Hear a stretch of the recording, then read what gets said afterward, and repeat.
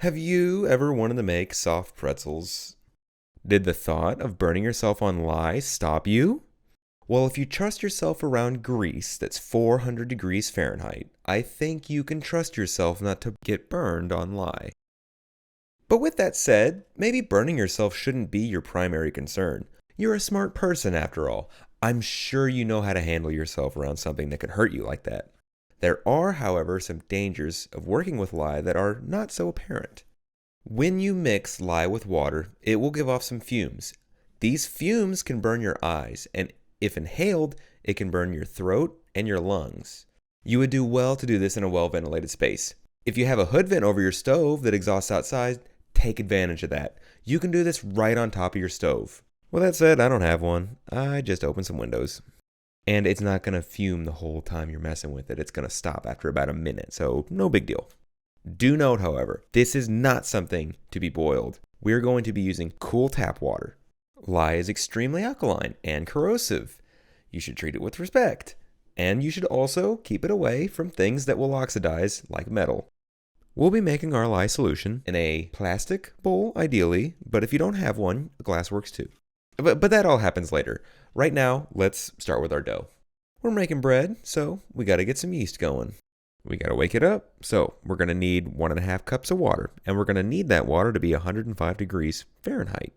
Good idea, by the way, to preheat your bowl. Just put some warm water in it, slosh it around, and dump it out. If you pour warm water into a cold bowl, well, that water's not going to be so hot anymore. And hey, useful wisdom, average water heater in the US heats water to 140 degrees Fahrenheit. That is to prevent Legionella bacteria from growing. Gotta be over 120 Fahrenheit for that. To our hot water, we're going to add about 2 tablespoons of barley malt syrup to the water and mix to dissolve. If you don't have barley malt syrup and you're against buying it for some reason, a tablespoon of sugar works fine, but the barley malt syrup tastes good and it doesn't need to be refrigerated, so you can keep it in a cabinet. And then we're going to add about a tablespoon of active dry yeast to the 105 degrees Fahrenheit water. And we're going to give it a few minutes to come to life. Check it out.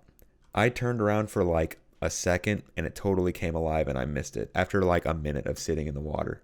I tried to swirl the water to rouse the yeast a little bit, but it seems like they were set on working at their own pace. You can see a couple of the stragglers still waking up though. And that's real-time footage. That's not sped up at all. To this, we're going to add about 2 tablespoons of vital wheat gluten.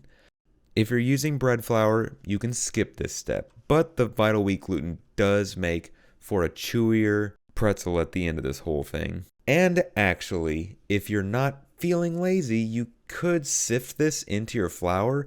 You should, but I didn't, and it turned out fine. Who cares? It's going to work itself into one cohesive dough, and I wasn't worried about it. I was a little worried about it. You're also going to want to put a pinch of salt in here as well. To this mixture, we are going to add about 5 cups of flour, and we're going to add that about half a cup at a time. The first 1.5 cups of flour you can add all at once. And you may ask yourself, why about 5 cups of flour? Why not weight measurements? Well, this mixture is only going to accept so much flour. A little bit less than 5 cups, but about 5 cups. And you're going to add, and you're going to knead it in until it stops accepting it. And eventually you're going to ditch the spoon because your hand's just going to work way better. Keep adding your flour half a cup at a time and keep kneading it in. Now I'm adding the last bit of my flour. This is not quite 5 cups. You'll probably notice that the flour is not working itself into the dough like it was before. Well, that's how we know it's time to put it on the counter. The bowl is no longer useful, and we need more space. I am still going to try to work in as much of this flour as I can.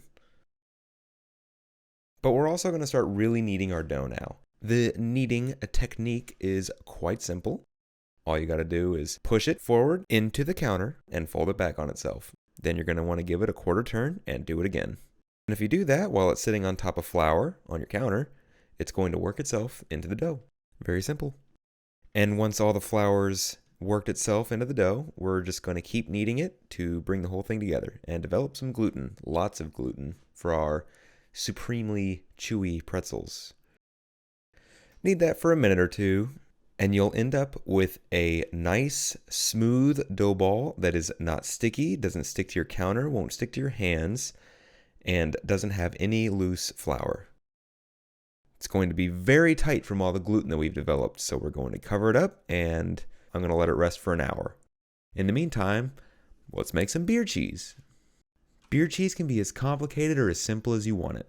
This is going to be pretty simple because I'm missing a lot of things and I kind of decided to make it last minute. Over medium heat, we're going to start with about 4 tablespoons of butter, and we're going to let that melt and get foamy, and then we're going to add in 2 tablespoons of flour. You'll notice I only added in 1 here. I added a 2nd tablespoon later, but you should add all of yours now. Keep that moving until it starts to toast and turn a nice light tan color. It'll also start to smell amazing. You'll be able to smell when it's on the precipice of burning, and that'll be your cue to add your liquid immediately. So have it ready and waiting. But we've got some time before then, so let's add some spices. I added mustard powder and cayenne pepper. If I had onion powder and garlic powder, I would have added those, but I was out. And that cayenne pepper made my roux pretty dark, so it's going to be a lot harder to tell when it's actually done and ready, so be very careful. It was suddenly immediately time for the liquid, so good thing that I had this on hand. Ideally, you'd add it a little bit at a time, but if it's getting too hot and it's going to burn, add more liquid. I wanted something that tasted more like beer than the stuff you typically get at the store, so I ended up using a whole can of beer. If that's not quite what you want, use about half a can of beer and about 3/4 of a cup of milk.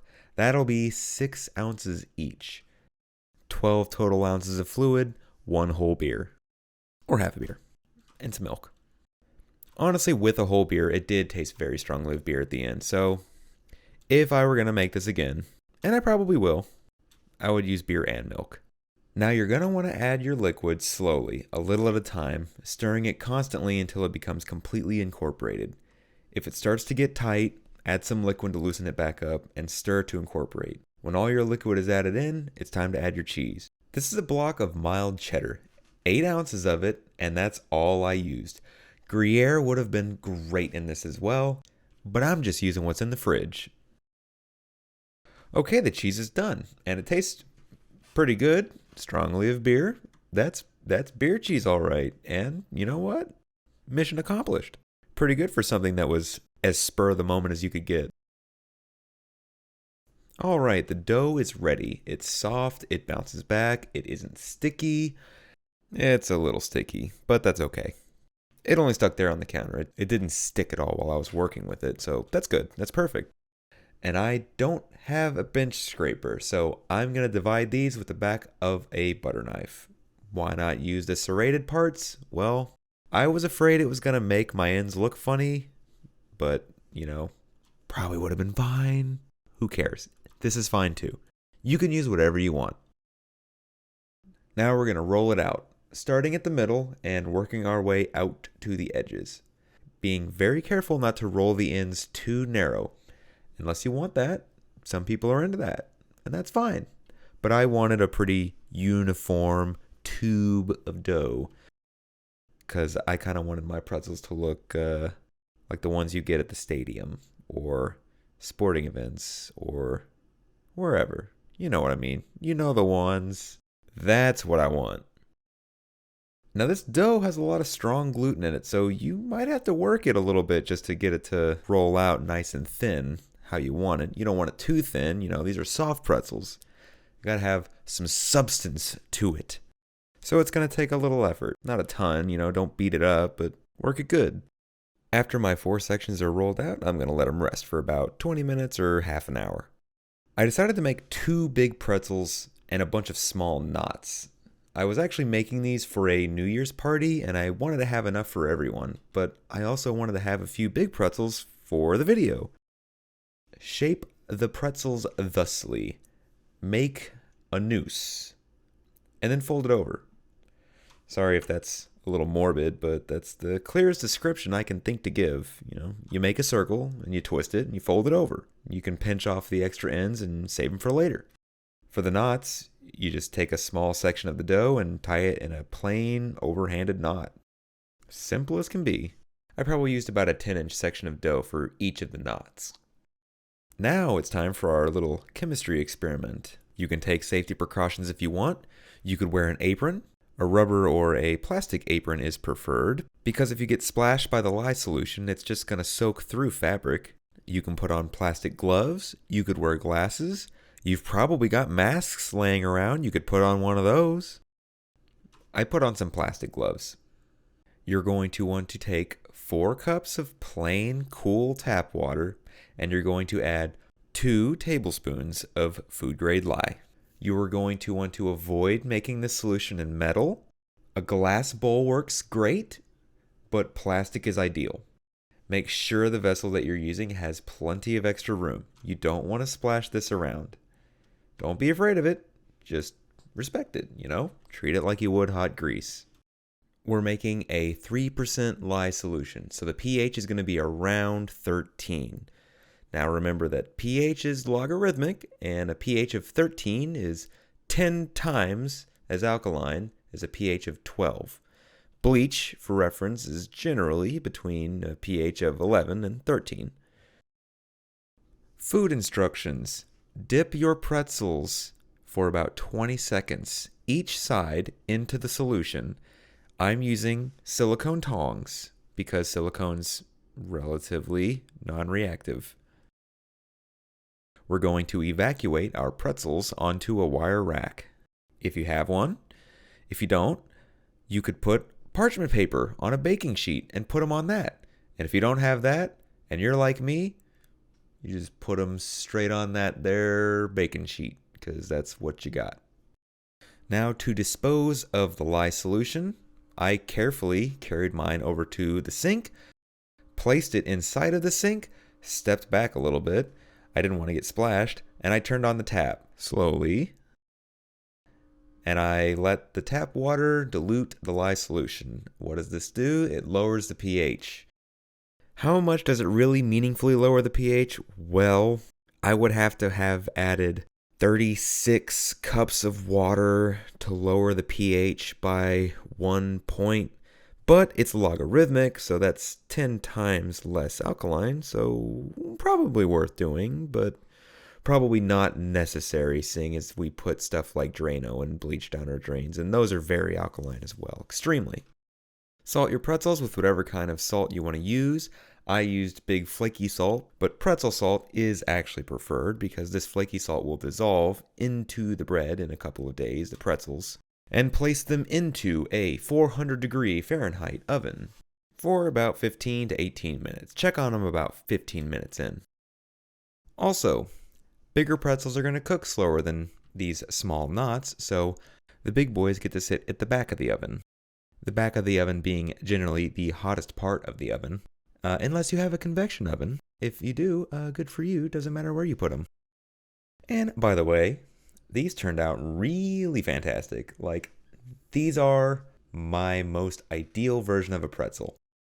I know you're technically not supposed to eat baked bread goods straight out of the oven while they're still hot. I don't care. I wasn't about to wait. The beer cheese was good. But guess what? I like soft pretzels with mustard. And you know what else? These go really good with mustard. Man, I gotta make more bread things. This turned out so good. I mean, sure, the lye was a lot of trouble. And yet, I'd still make these again. These were really good.